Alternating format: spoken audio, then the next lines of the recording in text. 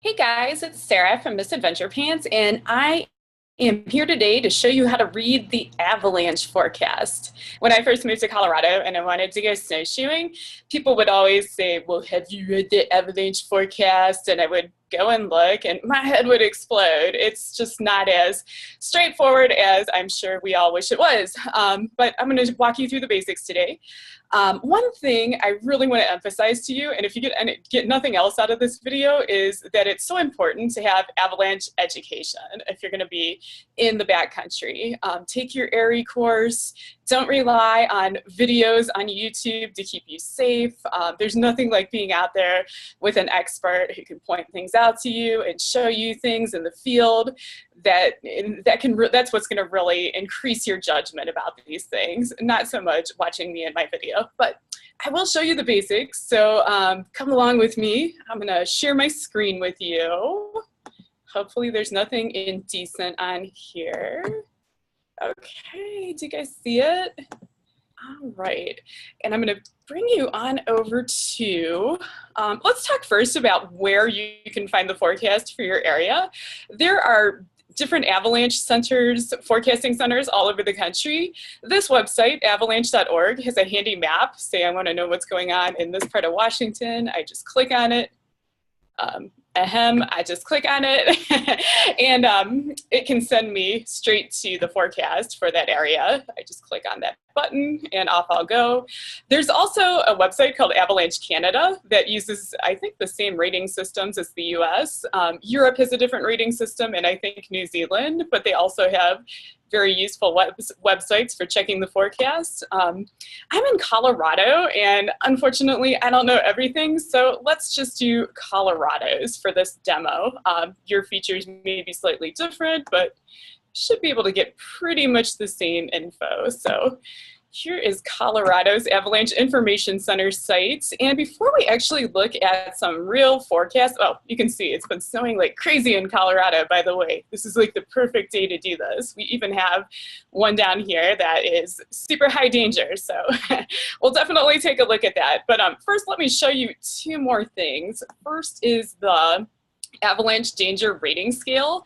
This is going to be the same everywhere in North America, and it's a 5-step scale. So the top 2 ratings we actually don't see super often. I think I've only seen extreme maybe 2 or 3 times in many years of living in Colorado. So whenever it's these conditions, the decision making is easy. We just don't go out, or if we do, we stay very, very far away from avalanche terrain, which basically is any slope over 30 degrees. I think where it gets a little more tricky is down here in the considerable moderate range. This is where your decision making comes in and your judgment comes in and your knowledge, your education. You need to be able to assess the danger and plan the safest route of travel and just understand the risks that are out there. And it's really important, even on days that are moderate. It's interesting. A fair number of people that die in avalanches die when the conditions are moderate. And part of that is that more people are out, usually. It's usually not like in the middle of a snowstorm. But part of that is also because people get complacent and they see moderate and think, well, oh, that's not too bad. I can go wherever I want. And I don't do that. I love you. I don't want you to die in an avalanche. That's too bad. That would be too bad. Low, generally safe avalanche conditions, you can definitely still have dangerous like very isolated areas that are dangerous. So it's still good to know what to look for, but generally not too bad when it's low. So let's go over and look at some forecasts. Oh wait, before we do that, let's talk about avalanche problems. There are actually different kinds of avalanches. They have different causes, different behavior. So it's good to know what kind of problems you're likely to see. It's different in different parts of the country as well. So I'll show you a couple that we deal with a lot in Colorado. The storm slab and the wind slab are usually occur in snow, that new snow that hasn't had time to consolidate, hasn't had time to stick to the layer below it after a storm. And it usually storm slab in particular will release right underneath your feet if you walk across it and cause an avalanche. It doesn't tend to be like the most giant avalanches in the world, but certainly big enough to bury you, which is big enough from your point of view. The persistent slab and deep persistent slab, they are they happen. These are actually ones that form over weeks or months, and they're happen whenever snow consolidates over a weak layer. So you can kind of see it in the picture. There's a bunch of snow. This is pretty hard and deep, but then underneath there's this weak layer that it can slide down on like a sled. And these tend to be very destructive avalanches. Deep persistent in particular is very dangerous and can be huge. And they can also be triggered from a distance. So even if you're walking at the bottom of the slope, you can trigger an avalanche up on top of the slope that can slide down and get you. There's actually some, if you look on YouTube, there's some crazy videos of people maybe like walking on a ridge and they trigger these and the whole side of the mountain falls off. Like, it's insane. These are the big bad ones you don't want to see. Loose wet probably happens more in the springtime when the snow's heating up and it turns into slush, and big slush pile falls down, it slides down and hits you. So not much fun, but I'll let you read more about these on your own. But avalanche problems, good to know a little bit about them. So let's look at some forecasts. So I'm in Denver and I go snowshoeing a lot in the Front Range. Let's take a look. It's gonna take, it's gonna be slow. Okay, there we go. Welcome to my life of slow internet.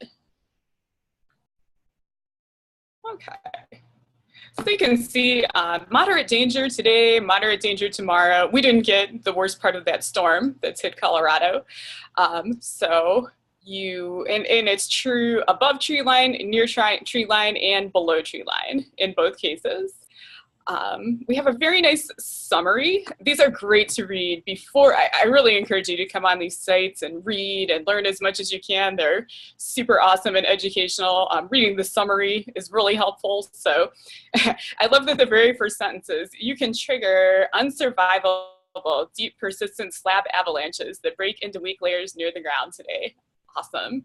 But it does give you some tips to help reduce your risk from larger, more dangerous avalanches. Stick to slopes with a slope angle less than 35 degrees and all northerly and easterly facing terrain. So that's good to know. And then it shows you different problems that you might find. So deep persistent slab on north and east facing slopes is a problem right now.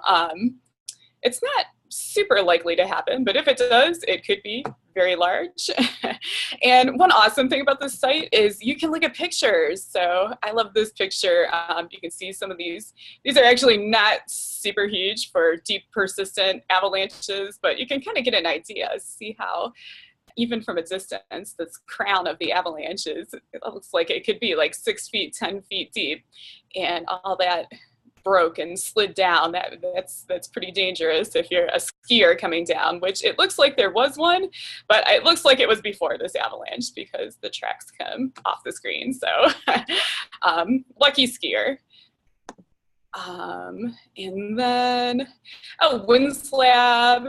Looks like they have a wind slab problem near and above tree line right now on just a few aspects, but it shows you where those are. And that's the avalanche forecast. Avalanche forecasting sites also have a lot of really great information about weather as that relates to avalanche. So if you click this tab, you can read all kinds of stuff. Some of it might feel a little bit over your head, but good stuff to read and just start trying to put it together, especially as you're learning about avalanches and the science and how they work. So let's go back just for fun and look at this super dangerous one. There's an avalanche. So this is a part of a mountain range in southern Colorado that just got hammered with snow yesterday. And you can see the avalanche danger is actually high above and near tree line. If we come down to the summary, natural and human triggered avalanches large enough to bury or kill a person are likely today. So yeah, I don't know about you, but I will be staying below tree line. And if you look at, they have persistent slab, some of the same problems as in the front range, but more likely, now that the snow is under all this, and the snowpack's under more weight from this big dump of snow that fell down. Got some pictures. Oh, and this is storm slab, like I mentioned. This is avalanches that are likely to occur in new snow, and according to this, they're pretty much everywhere. You're not safe unless you're completely off of avalanche terrain, so, and away from the bottom. So yeah, avalanche forecasts, fun things. I hope you had fun looking at that with me. Trying to bring myself back here. There I am. And yeah, once again, I really hope I'll put some notes below the video about resources for education. I really hope that you do that if you're going to be in the backcountry recreating, because then, you know, you can have fun, you can do more things, you can go with confidence, and, you know, really, the winter is one of the best times to be in the mountains. It's just incredibly beautiful and quiet, and I hope that you'll go and get the skills so you can go out and enjoy that.